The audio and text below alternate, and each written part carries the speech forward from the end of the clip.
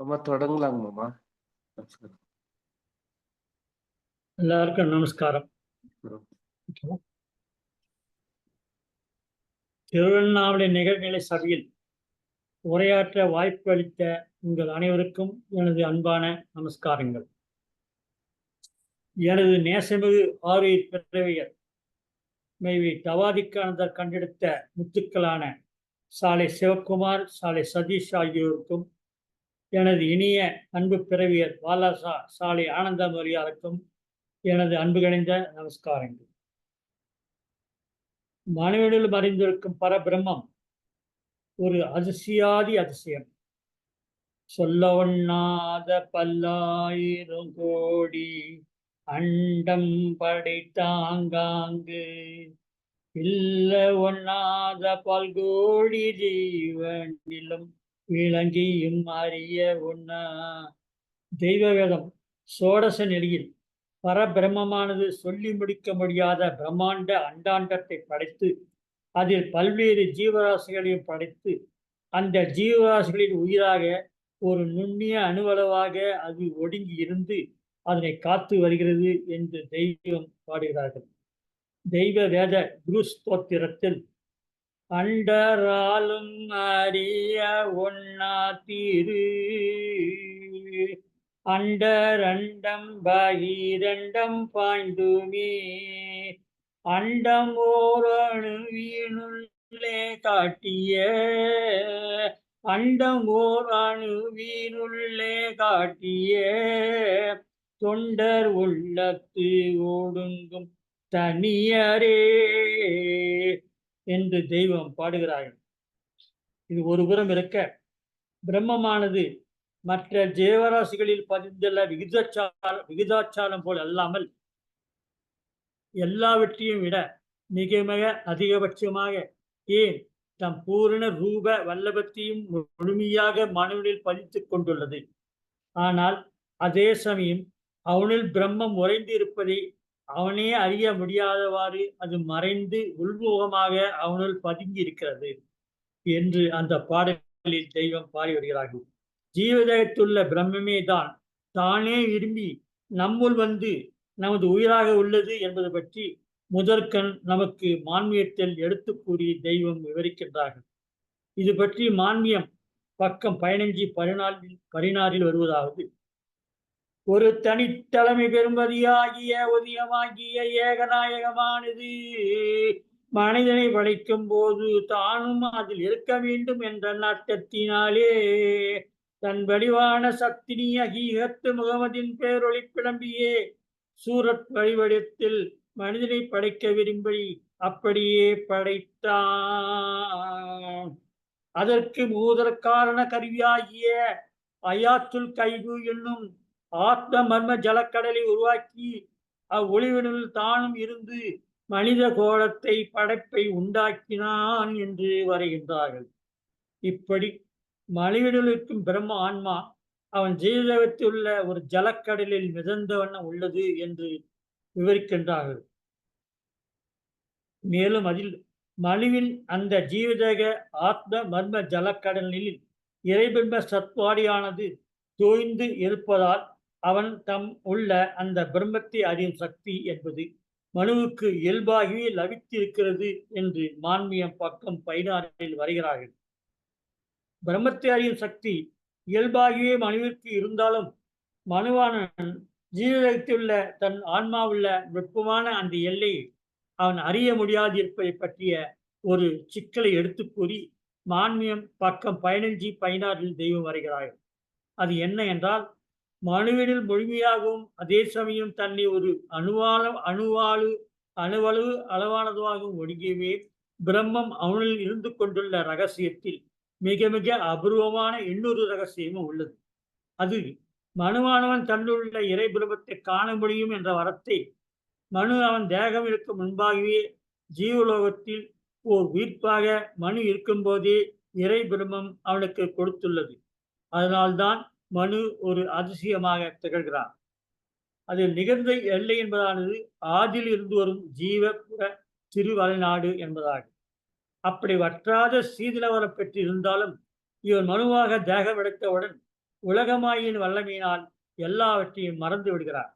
அதனால் அவன் மீண்டும் அந்த வல்லவத்தினை பற்றிய நினைவினை பெற்று மெய்ஞான பேரறிவு கொண்ட அந்த தேவரகசத்தை அறிந்து நித்திய வாழ்வை அனுபவிப்பதற்காக பிரம்மமானது மேலும் ஒரு சீதன வரமான ஒன்றை அவனுக்கு தந்துள்ளது.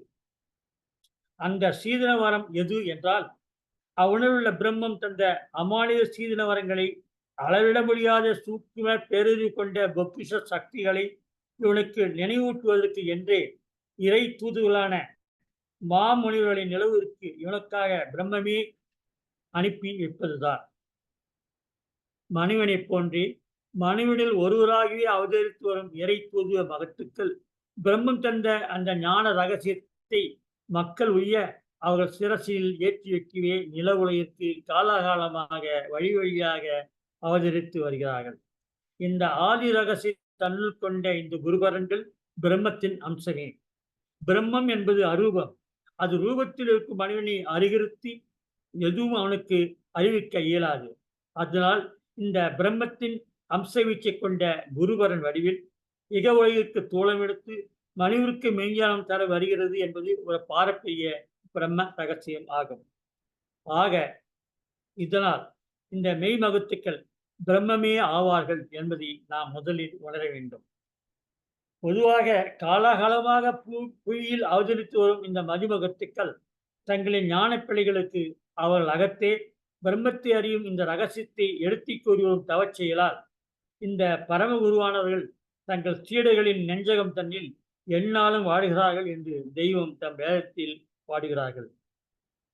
அண்ட பயிரண்டமெல்லாம் தொண்டர் இதயத்தின் மன கண்ணாடிக்குள் இருந்த காரணத்தை அன்மறவே என்று இடவாக ஆசார கண்ணில் வருவதை பார்க்கிறோம்.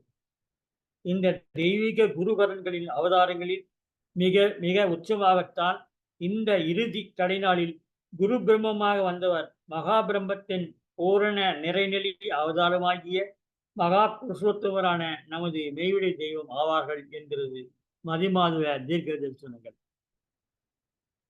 நமது தெய்வத்தின் இந்த அவதாரத்தினை பற்றிய மகத்துவத்தின் மகா சிறப்பு பற்றி நம் மான்மியத்தில் தெய்வம் வரைவதானது என்ன என்றால், இப்பூமண்டலத்தின் கண்ணே மனு சதலங்கோடிகளை இக உலகமாயா பாவத்தில் சிக்கியுள்ள மக்களை ரட்சித்து மீட்புத்து சிக்கறுத்து மெய்யாகவே ஜீவஜகத்தில் ஏற்றவே கோடேறும் தேவடி வீடு அடைய வைப்பான் வேண்டி ஆதியில் அருட்பெருஞ்சோதியான ஆன்ம சுத்தாவியான பரம்பொருள் ஏகரூப கிரண பேருளி பிழம்பான அது தனிப்பெருங்கருணை கொண்டு மனு வடிவில் மாயா தேகம் கொண்டு இங்கு இந்த நில உலகிற்கு அவதாரம் செய்து வந்திருக்கிறது என்று எடுத்துக் கொள்ளப்பட்டுள்ளது தெளிவாக நம் ஆன்மீகம் பக்கம் 58 காண்கிறோம்.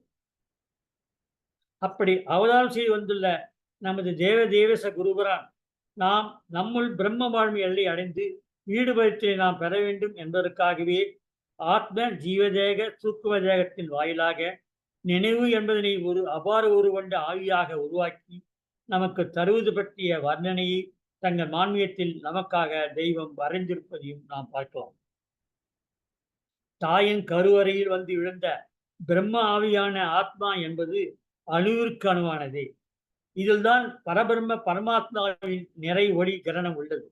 அப்படி தாயின் கருவறையில் வந்து விழுந்த அது அப்போது தன்னில் 5 ஒரு பாகமான ஜீவாத்மாவை தந்திரமாக தன்னிலிருந்து பிரித்து எடுத்து அதனையே சிசுவினை உருவாக்கும்படி கட்டளையிடுகிறது. இந்த ஜீவாத்மா என்பதும் மனுவிற்கு இறை சுரூபத்திலும் இருந்து கடனாகி வந்த சீதன பொருளானதே ஆகும். ஜீவாத்மா என்ற பிரகாச பொருள்தான் பரமாத்மாவும் உள்ளது. பரமாத்மாவின் உத்தரவுப்படி ஜீவாத்மா தாயின் கருவில் சிசுவை உற்பத்தி செய்ய ஆரம்பிக்கிறது.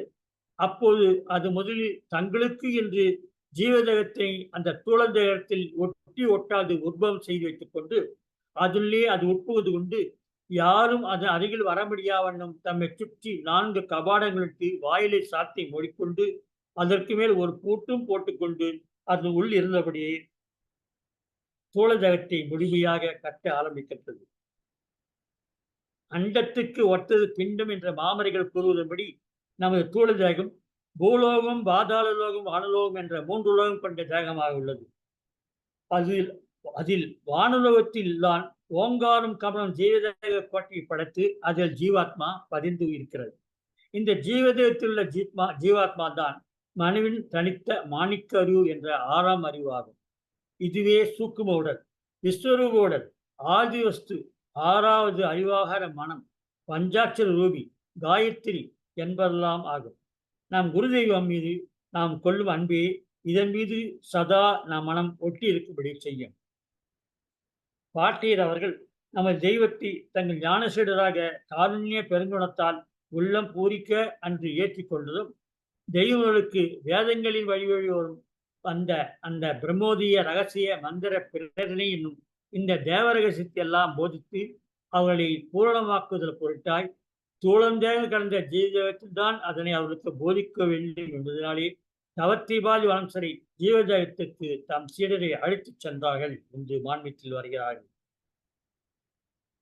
கண்டுடலாம் பொழிந்து பொழிந்துமே காட்சி பொங்கும் கல்லிமுது காற்றிலே அண்டர்கோணிலை அவ்வகராசன அண்டர்கோணிலை அவ்வகராசன ஆதி மூல கருவூர் கோலத்தை இப்படி தாங்கள் கண்டது பற்றி ஞான பரவசம் தரும் ஞானமொழி வாயிலாக தாம் பெற்றது பற்றி மான்மியத்தில் தெய்வம் வரைந்திருக்கிறார்கள். பாட்டியர்கள் தங்களுக்கு போதித்த பெரும் தவ மெய் நிலைகளை எல்லாம் அடுத்து தெய்வம் தங்கள் மான்மியத்தில் நமக்காக எடுத்து சொல்லி வைத்திருக்கிறார்கள். தெய்வ மான்மியத்தில் தெய்வம் அவர்களுக்கு பாட்டியர்கள் இந்த அண்டாண்டம் மிக மிக பெரிது, அளவிட முடியாத வானலாவிய ஒன்று என்றும் இந்த அண்டாண்டத்தை ஒத்த பஞ்சபூதங்களையும் தன்னில் கொண்டுள்ள மனுவின் ஜீவதேக உலகமோ மிக நுண்ணியது என்றும் எடுத்து உபதேசித்து அன்று அவளுக்கு தந்த அந்த முத்தாய்ப்பான ஞான போதனை எல்லாம் ஆன்மீகம் பக்கம் 117 இருந்து தொடர்ந்து விளக்குகிறார்கள்.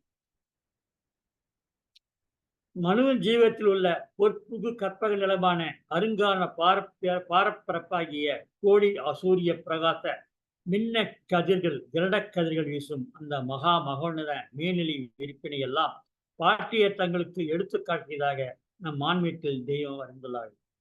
நமது வேத மான்மீகத்தில் வரும் அந்த பிரம்ம ரகசிய பூர்வீக புராதன மூலப்பண்டார பொக்கிஷமான பழம ஆரமணி ஞானப்பெரும் செல்வ அருட்போனை தந்த அந்த பரவச வல்லபத்தாலேயே தாங்கள் ஜீவதேக மெய்நிலையான காரணதேகத்தை இயல்பாகியை பெற்றுவிட்டதாக தெய்வ வாக்கம் நிரூபணியாக எடுத்துக் கூறியது.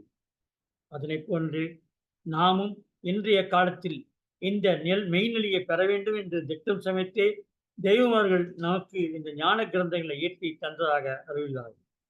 இன்றைய காலகட்டத்தில் அவர்கள் பெற்ற பெருநிலை ஏற்றத்தையே நாமும் பெற வேண்டுமானால் தெய்வமார்கள் தந்த ஞானாதிக்க கிரந்தங்களை நாளும் நாம் ஓதி அந்த ஞான மெய்நிலையை பெற்றுவிடுவோம் என்பதே தெய்வங்களின் திருவுள்ளமாக இருக்கிறது.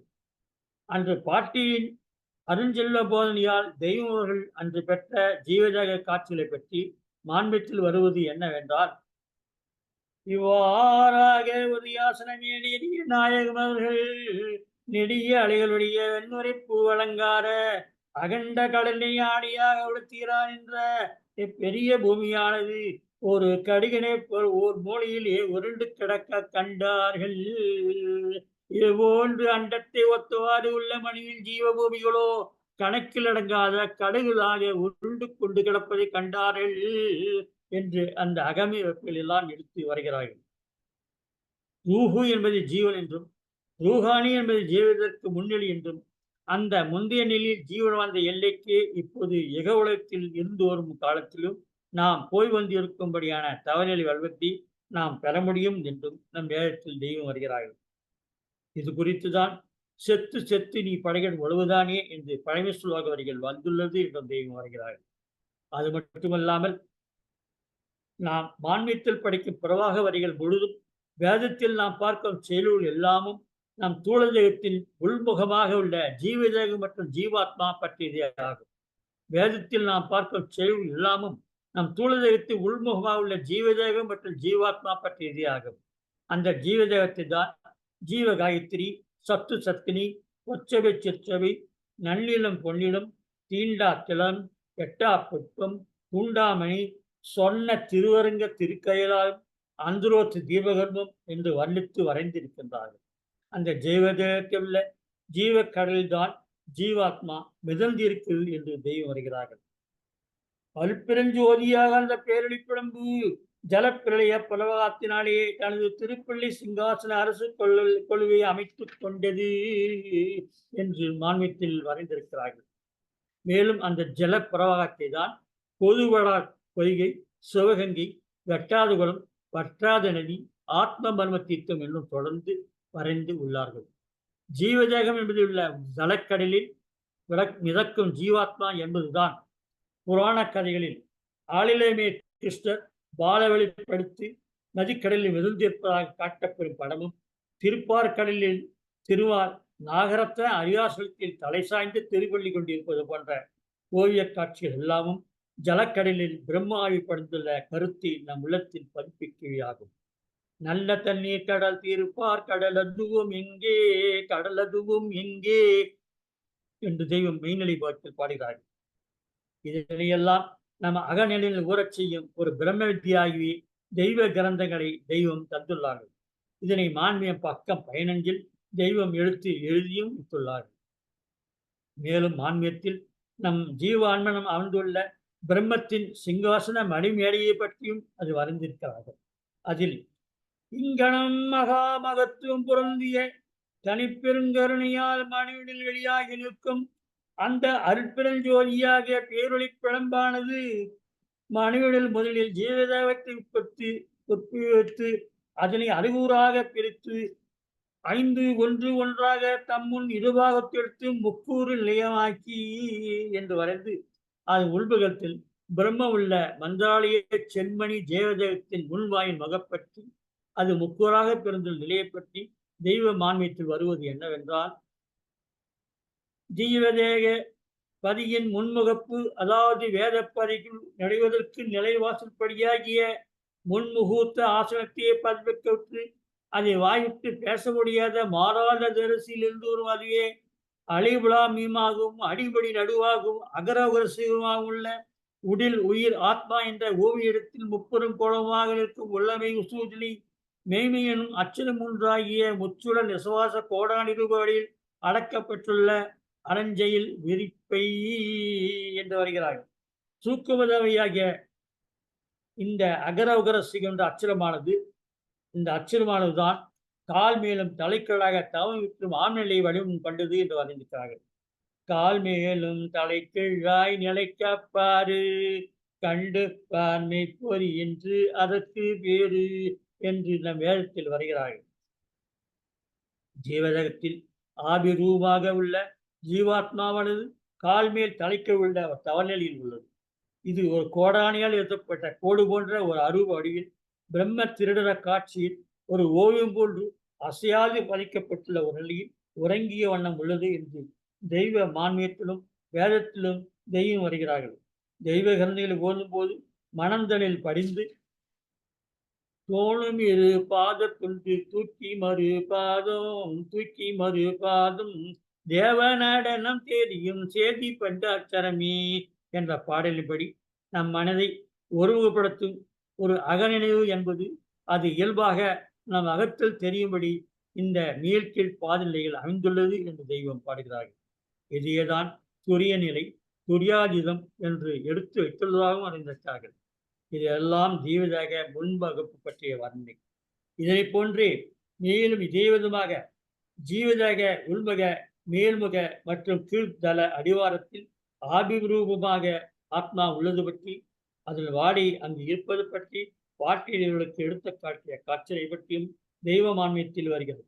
அதில் தன்னில் தானே துளைந்து கொண்டிருக்கும் நன்னிலம் என்னும் குரு பூமிக்கு கூட்டிக் கொண்டு போய் நிறுத்தி தரிசிக்க வைத்து அந்த ஜீவகாயத்திரி வெடிவு நிலத்திற்கு ஞான தரிசனை தரும் நலவிலைகளை நிரூபணியாக மனைவின் மனமானதில் புகட்டுவதற்கு அதோ பார் என்று கூட்டிக் கொண்டு போய் நிறுத்தி அங்கே கீழே பாதாளம் முட்டிய பணர்வாத இலைகளும் மேலே ஆகாயம் வரை ஓங்கி விண்ணலாய் இருந்தான் என்ற வேரனை கொண்ட தெய்வீக மரம் சிதுரத்தில் மிழ்தகா என்னும் வெப்பில் எஃகின் மரம், விஸ்வத்துலா மரம், கற்பகதரு காயகற்பும் கருநெல்லி மரம், ஜீவவிருட்ச வித்தான பிற்பகதி வென்றும் என்பதுமான அது மேலும் தலைக்கீழுமாக இருக்கின்ற அந்த அருங்காரண ஆச்சரியத்தை காண வைத்தார்கள் என்று மாண்மையின் பாக்கம் தொல்லித்தெற்றில் வருகிறது. இதனையே மேலும் எடுத்து அமுது கலைஞானபுரம் 2 தெய்வவர்கள் நிற்பதுவே பணரதுவும் தலை கீழாக நீ நிலம் பூமி வரை பாய்ந்து ஓடி பொற்றாமரை கரை ஒன்று இருக்குதந்தா புட்பகந்தி மரம் என்று இதற்கு பேராம் கற்பகமாம் தருவிதனை கண்டாயோடா கண் காணாவிட்டால் என நீ கீழ் கீழ் என்று பாடி வருகிறார்கள். இதெல்லாம் வெறும் வார்த்தை ஜாலங்கள் அல்ல. மெய்மையை உணர்த்த நமக்கு தெய்வம் எடுத்துக் கூறும் அசல் பிரம்ம பிரகாச வீசும் வைத்தவ மெய்யான மெய்நெறியாகும். இது எல்லாம் வெறும் வார்த்தை ஜாலங்கள் அல்ல. மெய்மையினை உணர்த்த நமக்கு தெய்வம் எடுத்துக் கூறும் அசல் பிரம்ம பிரகாசம் வீசும் மெய்த்தவ மெய்யான மெய்நெறியாகும். இயல்பாகவே இதெல்லாம் மெய்யான ஒரு தோற்றத்தில் நம் மனதில் படிய வைக்கும் மந்திர மௌன சைவடைய அகமிய வரிசிப்பு ஆகும். இதையெல்லாம் திரும்ப திரும்ப படிப்பின் நம் தெய்வ கிரந்தங்கள் இனிப்பாக இனிக்கும். இதையெல்லாம் திரும்ப திரும்ப படிப்பின் நம் தெய்வ கிரந்தங்கள் இனிப்பாக இனிக்கும். பிரம்மத்தை சந்தித்து வணக்கம் செய்யும் முறையும் இதுவாகும். இப்படிப்பட்ட நிலைகளை பற்றி கூறப்பட்டு வரும் தெய்வ கிரந்தங்களை நாம் ஓதினாலேயே நமக்கு தவம் வரும் என்று மாமரை மகத்துகள் தீர்க்கதரிசனமாக எடுத்துக் கூறுகிறார்கள். நமது வேத ஞான அகவலில் ஓதி உணர்ந்து உரைப்படி நடந்தோ ஈதுலகத்தில் எவர் குலமெனினும் இத்தளதிடத்து விசும்பினிலும் நித்திய வாழ்வும் நிமலும் அவனாய் சுத்த சைதன்ய சிவக்கொழுந்தவனாய் முத்தொள் கரசு மொழிவனும் அவனாய் ஜோதியர் கலந்தே சொற்கடங்கானாய் ஆதியும் அவனில் அனைத்தும் அவனில் கொதிகுள் கால குறைதும் தாண்டி விதியெல்லாம் கடந்து விளங்குவர் என்றும் ஜோதியர் கலந்த சுவானுபவத்தார் ஓதினோ மார்கநாதரிதம்ம என்று வரைந்திருக்கிறார்கள். இப்படி குருபராக கொலைவந்தன் வந்து இந்த செயலெல்லாம் தம் கிரந்தங்களை தெய்வம் எடுத்துக் கொண்டு வருகிறார்கள்.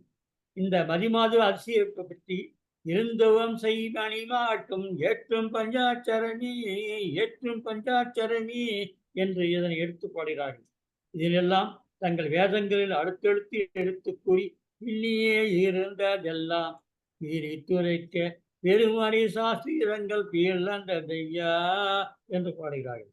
தெய்வங்கள் பாட்டேர் உத்தரவுப்படி மெய்வழியில் மக்களை நித்திய வாழ்வில் ஆக்க நிலவுகளுக்கு இறங்கி வருகாவரியாக வந்து தம் சீடலுக்கு தூளதேகத்தை தாண்டிய ஜீவதேகம் என்ற ஒன்று உள்ளது என்று புரிய வைக்க படாத பாடுபட்டார்கள். அதனால்தான் தம் பிள்ளைகளுக்கு இதனெல்லாம் புரிய வைக்க அதிசயமான அகமிய அமல்களை அதிசோபன ராகரக கவனலக்கண பகுவதாம் பெய்ய வலிமிகு பார அதிசய ஞான ஆச்சரியத்தை மாதவ அறவளர் பெருக்கின் விதிகளெல்லாம் சன்னமாக அன்று அவளுக்காக எடுத்துவிட்ட உபதேசீரர்கள் எடுத்து பேசி அருள் இருக்கிறார்கள். இன்று இதெல்லாம் நம் வேதத்தில் உள்ளது. ஆழ்நிலை கொண்டதாக இருக்கும் ஜீவதேக மெய்நிலை தோற்றத்தை புரிய வைக்கத்தான் தெய்வர்கள் ஆரம்பத்தில் தம் சீடர்களுக்கு இப்படி இரவு முழுதும் இந்த உபதேச வழிகளை வாரி வழங்குவார்கள். இந்த உபதேசக்குழி விடிய நடக்குமா? தெய்வங்களுக்கு ஏராளமான பிள்ளை வந்துவிட்ட பிறகு இந்த நிலை அப்படி அல்ல. கால நேரம் குறைந்து ரத்தின சுருக்கமான போதக வரிகளாகிய எடுத்துக்கொள் வரும்படி அமைத்துக் கொண்டார்.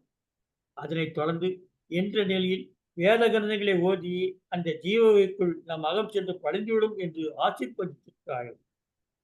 இத்தனை பொருளும் எந்த காலத்தில் அறிவோம் என்று மெத்தனை எங்கினியும் மிரண்டிட வேண்டாம் சொல்வே சுத்த சைதன்யநாத சொல்லொரு பொருளினாலே செத்து நீ தினம் படைய தெரிந்திடும் உழவுதானே தெளிந்திடும் அச்சமெல்லாம் தேசிகர் வைப்பு ஒன்றில் அழிந்திடா சூக்குமத்தில் அடங்கி நீ பார்க்க விளங்கிடும் தாகம் வேதம் நாங்கும் வேதனா அமுதம் சிந்தும் களங்கமில்லையோ கோடி கைவசம் கையிலை வீடு என்று மெய்நிலை போதத்தில் பாடியுள்ளார்கள்.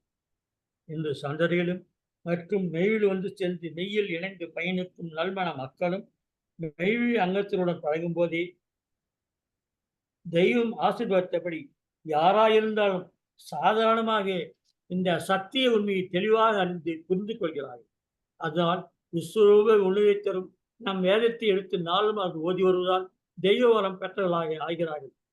மூலம் என்பது நமது இறை பிரம்மம் இணைந்த பிரணவம். மூலம் என்பது நமது இறை பிரம்மம் இணைந்த பிரணவம். ஜீவன், இதுவே ஜீவன், உயிர், ஆன்மா என்பதெல்லாம் ஆகும். இதனை ஆன்ம மூலம் என்று வர்ணிக்கிறது சாஸ்திரங்கள். மந்திரம் என்பது அந்த பிரணவப்பதியான ஆன்ம மூலம் எல்லைக்கு சூக்கும தேகம் வாயிலாக நம் நினைவை அழைத்துச் செல்லும் தெய்வமர்கள் எடுத்து வைத்துள்ள மந்திர வசனமாகும். அதனால் இதித்திற்றாகிய நம் தேவாதி தேவ இறை பிரம்மம் நமக்கு தந்துள்ள மந்திர மௌன விப்பான மூல மந்திரத்தை நாம் நினைவில் எந்நாளும் எப்போதும் பதிவைத்துக் கொண்டு ஞான வாழ்வில் வெற்றியடைவோமாக. முக்தி பெறுவது தொடரும். நமஸ்காரம்.